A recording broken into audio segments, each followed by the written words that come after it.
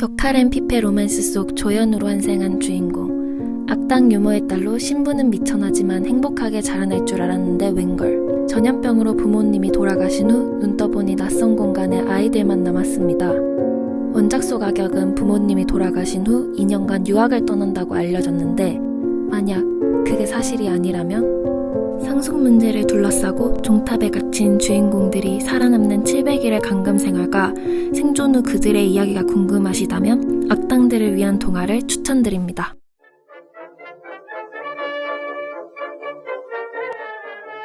안녕하세요. 저는 맵찔이라서 너무 매운맛은 잘 못 읽는데 종종 분위기가 미친 피폐물이 읽고 싶을 때가 있습니다. 저랑 비슷한 맵찔이들에게 적당히 피폐하고 분위기가 미친 소설을 소개해보려고 합니다. 빠르게 주관적인 분석 보여드리겠습니다.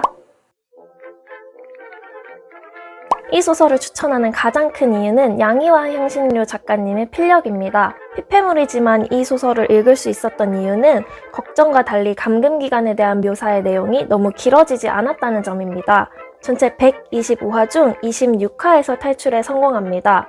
남은 내용엔 살아남은 주인공이 어떤 삶을 살아가는지와 로맨스가 나오게 됩니다. 주인공이 마냥 절망만 했다면 너무 매워지고 무거워질 수 있는데 소설의 시점을 주인공으로 설정하고 주인공의 속마음을 은근 깨발랄하고 자조적으로 묘사한 것이 어두운 분위기를 완화시켰던 것 같습니다.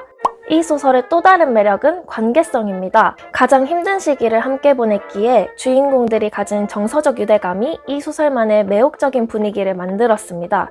사실 여주와 남주도 사귄다 말을 안 하지 거의 사귀는 느낌이었는데 언어로 감정을 전달하는 그 장면이 너무 예뻐 보였습니다. 이벤트를 하거나 이 거창한 말을 하는 게 아닌데도 둘의 관계성을 아니까 서로의 마음을 확인하는 장면이 오히려 담백해서 더 마음 아프고 아름다웠습니다.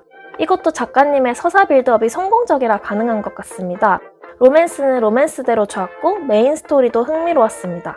요즘 악녀빙이물이 수도 없이 많은데 이 소설은 흔한 양산형과 달리 읽고 나서 아 정말 악당들을 위한 이야기였구나 하고 여운을 느꼈습니다.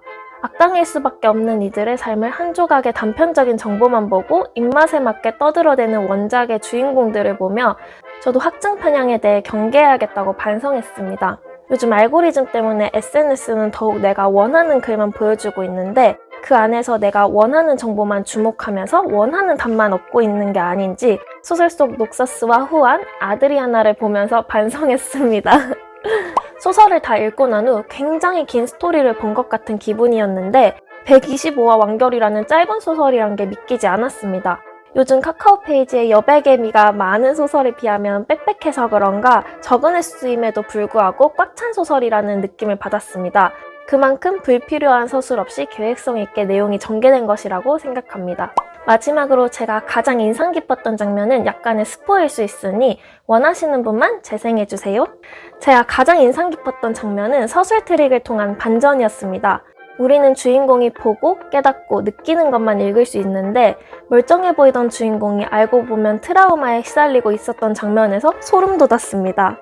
여주는 감금되어 있을 때 아이들이 의지할 수 있는 높은 정신연령을 가져서 그래도 좀 더 괜찮은 상태인 줄 알았는데 뒤로 갈수록 정신이 난도질된 상태였던 것을 느낄 수 있었습니다. 작가님이 이 반전의 상황을 어떻게 묘사했는지는 직접 소설에서 확인해 주시길 바랍니다. 이상 오늘의 내용이 도움되셨다면 좋아요 부탁드립니다.